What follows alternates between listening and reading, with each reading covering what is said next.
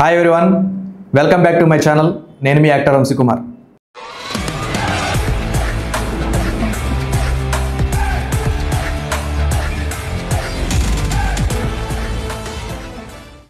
ఈరోజు ఒక ఇంట్రెస్టింగ్ స్టోరీతో మీ ముందుకు వచ్చాను. అదేంటంటే ఒక మూవీ రైటర్ రియల్ లైఫ్లో జరిగిన ఇన్సిడెంట్ని మీ అందరికీ చెప్తాను. ఈ వీడియోని ఎక్కడ స్కిప్ మాత్రం చేయకండి, ఫుల్గా చూడండి. అండ్ మన ఛానల్ ఎవరైతే సబ్స్క్రైబ్ చేయలేదో ప్లీజ్ డూ సబ్స్క్రైబ్. అండ్ స్టోరీలోకి వచ్చేస్తే ఒక మూవీ రైటర్ ఒక స్క్రిప్ట్ రాస్తూ ఉన్నాడు. పేపర్ మీద పెన్ను పెట్టి రాస్తూ ఉన్నాడు, చించేస్తూ ఉన్నాడు, రాస్తూ ఉన్నాడు, చించేస్తున్నాడు. ఒక్క ముక్క కూడా రాయలేదు. ఇప్పటికీ 2 నెలలు గడిచిపోయింది. ఇంకో 20 రోజుల్లో ప్రొడ్యూసర్కి స్క్రిప్ట్ అనేది ప్రజెంట్ చేయాలి. ఈ సినిమా కూడా లేకపోతే ఇంక ఈ రోడ్డు మీద పడాల్సిందే. ఇండస్ట్రీకి వచ్చిన కొత్తలో వరుస హిట్లతో దూసుకు వెళ్ళిపోయాడు. ఒక్కసారిగా జీవితం తల్ల కిందులైపోయింది. వరుసంగా 4 ఫ్లాప్లు పడ్డాయి. లోన్లో తీసుకున్న ఫ్లాట్ ఇన్సూరెన్స్ కట్టలేదు, కారు వాడటం మానేశాడు. 2 సంవత్సరాల తర్వాత వచ్చిన అవకాశం ఇది. లో బడ్జెట్ హర్రర్ థ్రిల్లర్ చేయాలని చెప్పి ప్రొడ్యూసర్ చెప్పాడు. ఇప్పుడే ఇదే ట్రెండ్. ఇంతకుముందు ఇలాంటి స్టోరీలు ఎప్పుడు రాసిన అనుభవం లేదు, ఇదే మొదటిసారి. అయినా సరే డబ్బుల కోసం ఈ మూవీ స్క్రిప్ట్ ఒప్పుకున్నాడు. రూమ్ తలుపులు తెరిచిపెట్టుకొని రాత్రి ప్రగలు ఏదో ఒక స్టోరీ రాస్తూ ఉన్నాడు. అసలు ఏం తట్టట్లేదు. అప్పటికి కొన్ని ఇంగ్లీష్ సినిమాలు, కొరియన్ సినిమాలు అన్నీ చూశాడు, ఏం నచ్చట్లేదు. ఇంకెలా ఇంట్లో కూర్చుంటూ స్టోరీలు రాస్తే కుదరదు, బయటికి వెళ్ళి కథను వెతుక్కుంటూ రాద్దామని చెప్పేసి బయటికి వెళ్దామని నిర్ణయించుకుంటాడు. ఢిల్లీలో తన ఫ్రెండ్ మహేష్ అనే వ్యక్తి జాబ్ చేస్తూ ఉన్నాడు. ఇతన్ని చాలా రోజుల నుంచి అక్కడికి రమ్మని చెప్తూ ఉంటాడు. అతను సర్ప్రైజ్ ఇద్దామని ఢిల్లీ వెళ్తాడు. ట్రైన్లో చాలా మంది వస్తూ ఉంటారు. కొంతమంది ఫ్యామిలీతో వస్తూ ఉంటారు, కొంతమంది ఒంటరిగా వెళ్తూ ఉంటారు. ఇతను ఎక్కిన బోగీలో మొత్తం హిందీ వాళ్ళే. ఇతనికి హిందీ మాట్లాడటం రాదు, కానీ అర్థం చేసుకుంటాడు హిందీ. ఇతని సీట్ ముందు ఆనందరావు అనే ఒక ఆయన కూర్చొని ఉంటాడు. వీళ్ళిద్దరూ పరిచయం చేసుకుంటారు. ఆనందరావు అనే వ్యక్తి ఢిల్లీలో ఉన్న తన కూతుర్ని కలవడానికి వెళ్తూ ఉన్నాడు. ఈ ఆనందరావు ఫిజిక్స్ ప్రొఫెసర్గా జాబ్ చేస్తున్నాడు. ఇలా వేణు అని ఆనందరావు చాలా మాట్లాడుకున్నారు. వేణు, నేను ఒక హర్రర్ థ్రిల్లర్ ఫిలిం తీద్దామని అనుకుంటున్నాను అని చెప్తాడు. మీరు ఫిజిక్స్ ప్రొఫెసర్ కాబట్టి మిమ్మల్ని అడుగుతాను, అసలు దెయ్యాలు ఉన్నాయా లేవంటారా అని అడుగుతాడు వేణు. మన కంటికి కనిపించేవి 3 డైమెన్షన్స్లో ఉంటాయి. ఈ విశ్వంలో 11 డైమెన్షన్స్ ఉన్నాయి. ఈ లెక్కలో దెయ్యాలు అనేవి 4th డైమెన్షన్స్లో ఉంటాయని నా అభిప్రాయం. అంటే దెయ్యాలు నిజంగానే ఉన్నాయని మీరు నమ్ముతున్నారు అని అంటాడు వేణు. ఆనందరావు, నమ్ముతాను, దెయ్యాల గురించి నేను చాలా విన్నాను, కానీ నేను ఎప్పుడు చూడలేదు అని అంటాడు ఆనందరావు. నేను కూడా విన్నాను, కానీ అవన్నీ కట్టుకథలు. మీరు ఫిజిక్స్ ప్రొఫెసర్ అయ్యండి, దెయ్యాలను నమ్ముతున్నారా? మూఢనమ్మకాలని ఖండించాల్సిన మీరు కూడా నమ్ముతున్నారంటే ఎలాగండి అని అంటాడు వేణు. నేను ఊరికే నమ్మట్లేదు, చిన్నప్పుడు మా అన్నయ్య దెయ్యం పట్టే చనిపోయాడు. ఇంకా చాలామంది దెయ్యం పట్టి చనిపోయిన వాళ్ళందరూ నాకు చాలామంది తెలుసు అని అంటాడు Anandarao. Venu, non sense. Science ఎంత అభివృద్ధి చెందినా కూడా ఏదో కారణంతో చనిపోయిన వాళ్ళు దెయ్యం వల్లే చనిపోయాడు అనుకుంటున్న మీరు ఫిజిక్స్ చెప్పడానికి ఎలాంటి అర్హత లేదు. ఆ జాబ్ మానేసి గుడి ముందు పూల కొట్టు పెట్టుకోండి అని చెప్పేసి వేణు కోపంగా అంటాడు. ఆనందరావు, సైన్స్ కనుక్కోలేనివి చాలా ఉన్నాయి, అందులో ఇదొకటి అని అంటాడు. వాటికి కారణాలు ఉండవు.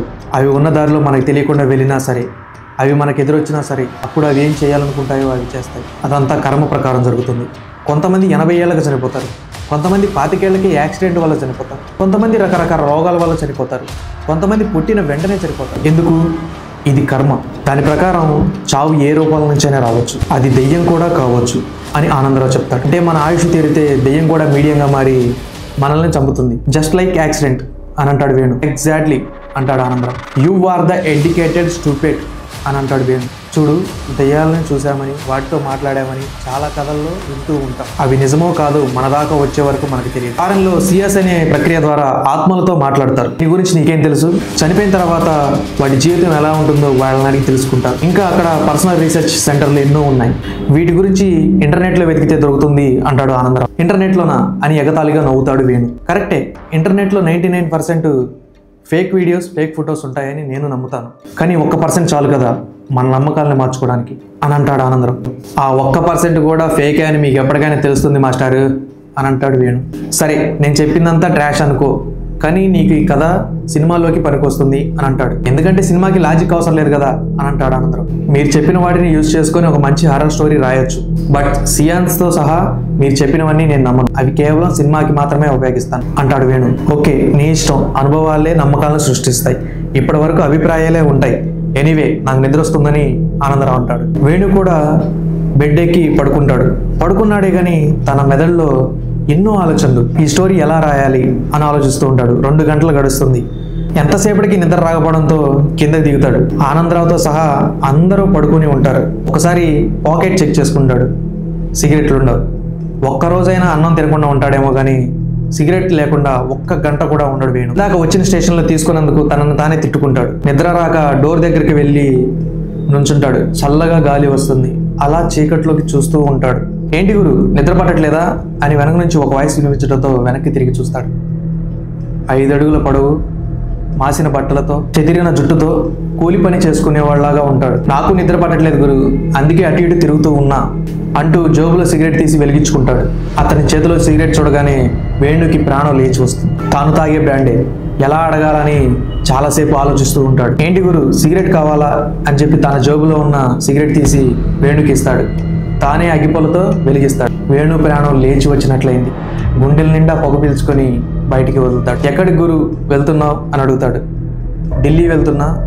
ఏం పని మీద అంటే ఫ్రెండ్ని కలవడానికి వెళ్తున్నా అని అంటాడు వేణు. ఓ మంచిది మంచిది అని ఇతను అంటాడు.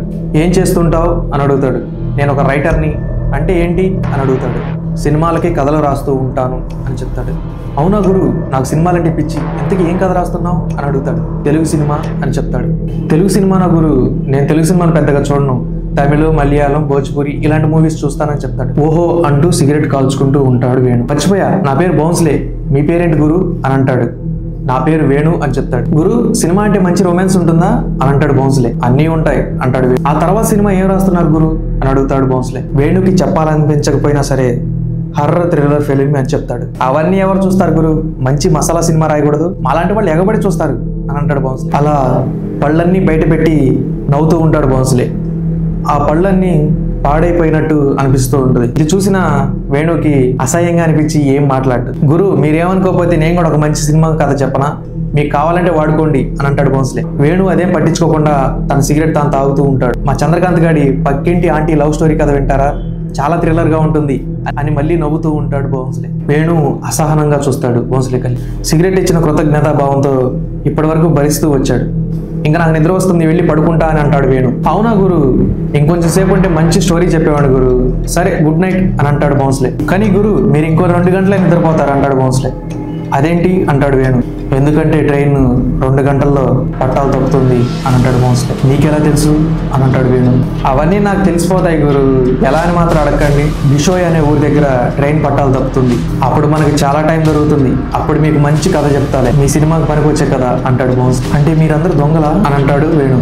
అయ్యో గురు ఏంటి అన్నమాట అన్నావు, నా అలాంటి వాడిని అనుమానిస్తారా, నేను చాలా మంచివాడిని గురు, నా ఫ్రెండ్ చంద్రకాంత్ గాడే, వాడు చాలా సాడిస్ట్, నేను అలా కాదు అని అంటాడు బౌన్స్లే. అయితే ట్రైన్ పట్టాలు తప్పుతుందని నీకెలా తెలుసు అని అంటాడు వేణు. అది మాత్రం అడగదు గురు, ఇవన్నీ మాకు తెలిసిపోతుంటాయి అని మళ్ళీ పళ్ళు బయట పెట్టి నవ్వుతూ ఉంటాడు. నాన్ సెన్స్, ఇంతవరకు ఒక పిచ్చివాడితో మాట్లాడానా అని ఈ మాటలన్నీ మైండ్లో అనుకుని అక్కడి నుంచి వెళ్ళిపోతాడు.